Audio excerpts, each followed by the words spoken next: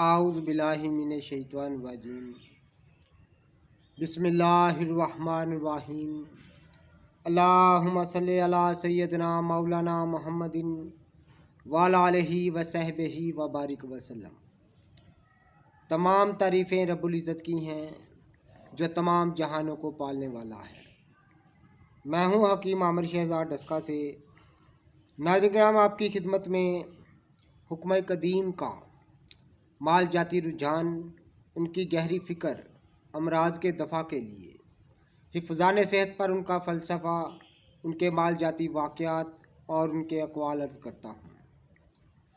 और इल्मुल अकाकीर, जड़ी बूटियों की सही शक्ल व सूरत, उनके नाम, उनके फ़ायदे मैं आपकी खिदमत में अर्ज़ करता हूँ। ख़ास तौर पर साहिबान कमाल के सीने के राज मैं आपकी खिदमत में अर्ज़ करता हूँ, जो कि ख़ास सीना के राज हुआ करते हैं, असरार मख्फिया में से होते हैं और मजरबुल मुजरब होते हैं, जिनको मिलियन की तादाद में लोगों ने इस्तेमाल किया होता है। नाज़रीन किराम, बहुत सारे मेरे दोस्त अहबाब जो हैं, उन्होंने मुझे फ़रमाया है कि आप दाद चंबल पर बात करें। मैं इससे पहले कर भी चुका हूँ। तो बहुत सारे असरारी नुस्खा जात मैं आपकी खिदमत में अर्ज़ कर चुका हूँ। तो मैं हमेशा कोशिश यही करता हूँ कि जो भी नुस्खा जात आपकी खिदमत में अर्ज़ किए जाएँ वो सहल हों, आसान हों। मुश्किल नुस्खा जात में मेरे जो प्यार करने वाले लोग हैं वो ना पढ़ें। तो मैं हमेशा इस बात का ख़ास ख्याल रखता हूँ कि नुस्खा जात जो हैं वो बिल्कुल आसान हो। तो नाज़रीन किराम, अमराज़ जिल्दिया के लिए ख़ास तौर पर दाद चंबल, अमराज़ जिल्दिया को दूर करने के लिए मैं आपकी खिदमत में एक साहब के सीने का राज अर्ज़ करता हूँ और उसकी रदाद भी थोड़ी सी आपकी खिदमत में अर्ज़ करता हूँ। नाज़रीन किराम, ये गालबन मैंने आपकी खिदमत में काफ़ी दफ़ा अर्ज़ किया है कि ज़िंदगी का तवील अरसा सैर व सेहत में गुज़रा और बहुत सारे साहिबान कमाल से मैं मिला, बहुत सारे साहिबान कमाल से मैं मिला और उनसे मैंने नुस्खा जात पर बात की। तो जब वो नुस्खा जात सामने आते तो वो बिल्कुल मामूली होते और वो नुस्खा जात मैं अर्ज़ करता हूँ जिनको मिलियन की तादाद में लोगों ने इस्तेमाल किया हुआ है, यानी मजरबुल मुजरब होते हैं। उनके मजरब ना होने का सवाल पैदा ही नहीं होता। नाज़रीन किराम, ये ज़फ़रवाल का इलाका जो है, इसमें एक गांव है कोठा कुहारा। एक गांव का नाम है कोठा कुहारा। वहाँ एक कुहार जो है वो अमराज़ जिल्दिया में इस कदर मकबूल हुआ, इस कदर मशहूर हुआ कि उसने अपने तमाम जो रोज़मर्रा के काम थे वो छोड़ दिए, बाकायदा एक अमराज़ जिल्दिया का मालिज बन बैठा। आप मेरी बात समझ रहे हैं ना? वो सारे अपने काम छोड़कर, चूँकि पहले वो कुहार था तो गधे वगैरह रखे हुए होते थे, तो वो काम किया करता था।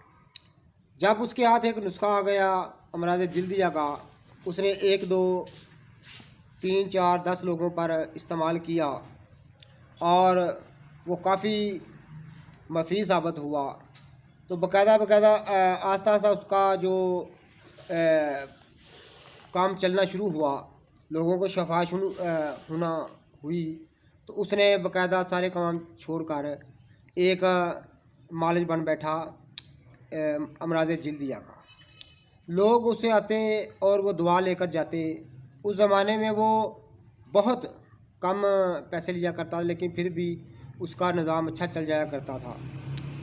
तो उसकी शोहरत दुआम हुई, वो बहुत मशहूर हुआ और मुझे उसका पता चला जब चला तो मैं उसे 2-4 दफ़ा मिला भी, लेकिन नुस्खा जो है वो उसने उगलने से इनकार किया।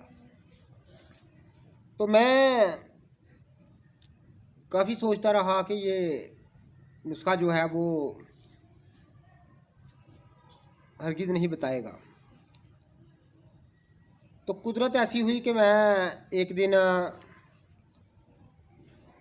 उसके किसी रिश्तेदार से मेरी मुलाकात हो गई।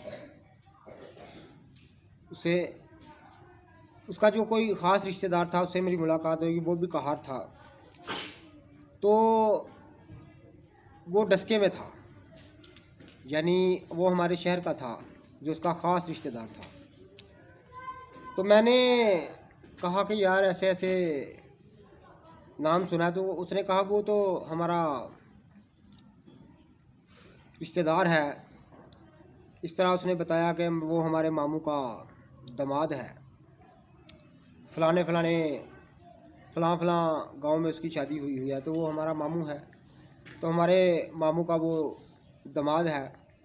इस तरह उसने बताया। मैं यार ये बात है, तो हम उसका काम ख़राब नहीं करने, सिर्फ हम अगर उसके पास कोई मुजरम नुस्खा है तो वो नुस्खा का अगर पता चल जाए। तो उसने कहा कोई बात नहीं। उसने अपने तरफ से पूछा कि वो नुस्खा, उसने क्या नुस्खा मैं आपको बता देता हूँ, आइए। वो मुझे साथ ले गया। क्या लगा, ये वो बताया कि ये डस्के के हकीम साहब ने ये इधर आपको किसी को नहीं बताएंगे, तो आप इनको नुस्खा दे दें, इनको शौक़ है नुस्खे इकट्ठे करने का। तो फिर उसने जाकर मुझे बताया। उसने कहा कि गंधक डंडा 8 तोला, गंधक डंडा 8 तोला किसी कढ़ाई में डालकर दहकते हुए कोलों पर रखें। नाज़रीन, वो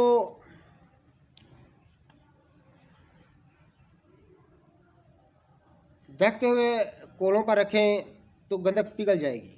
गंधक पिघल कर, यानी गंधक जो डंडा है वो लेनी है आपने, गंधक आंवला सार नहीं लेनी।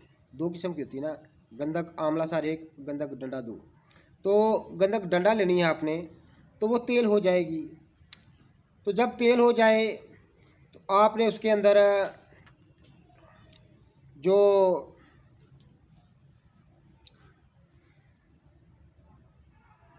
पारा 5 माशा, यानी 5 माशा, आधा तोला पारा जो है उसके अंदर छोड़ देना है। जब वो बिल्कुल तेल हो जाए उसके अंदर 5 माशा पारा जो है वो छोड़ देना है, और उसकी किसी लोहे की सलाख से अच्छी तरह से हिलाते रहना है। फौरी तौर पर पारा उसमें मिलकर स्याह रंग का एक कुश्ताजा हो जाएगा और तमाम गंधक जो स्याह हो जाएगी। तो फिर नाज़रीन,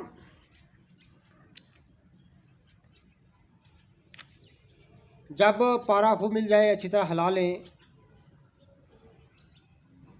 तो नाज़रीन फौरी स्याह रंग का कुश्ता होगा, गंधक में मिल जाएगा। फिर आपने 8 तोला, पूरा 8 तोला कलमी शोरा उसमें छोड़ देना है। जब 8 तोला आप कलमी शोरा छोड़ देंगे तो शोरा भी नरम होकर उसमें मिल जाएगा, यानी उस गंधक में शोरा भी नरम होकर मिल जाएगा। अच्छी तरह से तिनके साथ हिला दें। तो आखिर में आपने 8 तोला गेरी जो है वो ब्रीक की हुई उसमें मिला देनी है। मिला देने के बाद अच्छी तरह से हिला देना है। हिलाकर कोलों से नीचे कढ़ाई रख देनी है। जब वो ठंडी हो जाए तो तो आपने किसी छुरी या चाकू से खरोच कर तमाम दवाई निकाल कर खल में ब्रीक पीस लें और अपने पास महफूज रखें। 3 माशा से 6 माशा तक इसकी खुराक है। सुबह सर्द पानी के साथ नहार मुँह। तो नाज़रीन, जिस कढ़ाई में आपको ये दवा तैयार करनी हो उसको पहले थोड़ा सा घी लगाकर ज़रा चरम कर लिया करें, ताकि दवाई जो है आराम से उतर सके। तो ये हर किस्म की दाँत चंबल, जल्दी अमराज, फोड़ा फिंसी और हर किस्म के अमराज जल्दिया के लिए एक अक्सीरी दवा है एक ख़ास एक कहार के सीने का राज है और उसको कहीं से ये नुस्खा मिला था। उसने ये मुझे बताया नहीं था कि मुझे कहाँ से मिला था। किसी ब्याज से उसने पढ़ा था या किसी दरवेश से उसको हुआ था, लेकिन वो अपनी ज़िंदगी का 25-30 साल का अरसा इस नुस्खे को इस्तेमाल करा चुका था। इतना फ़ायदेमंद नुस्खा है कि मैंने खुद देखा, हज़ारों की तादाद में लोग उसे लेकर जाते थे और शफा याब होते थे। तो नाज़रीन, इतना सहज नुस्खा कि मैं आपको बता नहीं सकता। तो मैंने खुद भी इसको कई दफ़ा तैयार किया और तीर बहदफ है और जल्दी अमराज को दूर करने में कोई कसर नहीं छोड़ता। तो नाज़रीन, आप भी मुझे इन बातों का इश्तियाक है, शौक़ है। तो मुझे उसी इलाके में, ज़फ़रवाल के इलाके में पता चला है, जहाँ कोई लड़का है तो उसने बताया कि हमारे इलाका में कोई पथरी की दवाई देता है। सिर्फ 3 खुराकें देता है, पथरी गुर्दे में हो, मसाने में हो, शर्तिया तौर पर 3 दिन के अंदर अंदर पथरी जितनी मर्ज़ी बड़ी हो वो रेज़ा रेज़ा होकर निकल जाती है। ये आजमाया हुआ नुस्खा है। तो मैंने और भी 2-4 शख्स से उसकी तस्दीक की है। तो मैं जो है उसको अब इंशाल्लाह ताला वो कुछ नुस्खा किसी तरह भी तलाश करके आपकी खिदमत में ज़रूर अर्ज़ करूँगा। वाकई बहुत लाजवाब लोग उसकी तारीफ़ बताते हैं। तो ये अब भी मुझे शौक़ है, लेकिन वो उम्र का एक हिस्सा था। लेकिन अब भी मैं जाऊँगा और किसी तरह से वो नुस्खा हासिल करने की कोशिश करूँगा। जब नुस्खा मिल गया तो आपकी खिदमत में ज़रूर अर्ज़ करूँगा। सिर्फ 3 दिन में हर किस्म की पथरी निकाल कर बाहर फेंक देता है। तो ये कहार के सीने का राज मैंने आपकी खिदमत में अर्ज़ किया है। तो मेरे जितने भी दोस्त अहबाब चैनल पर नए हैं वो चैनल को सब्सक्राइब ज़रूर किया करें, बेल आइकन को ज़रूर प्रेस किया करें। अल्लाह हाफ़िज़।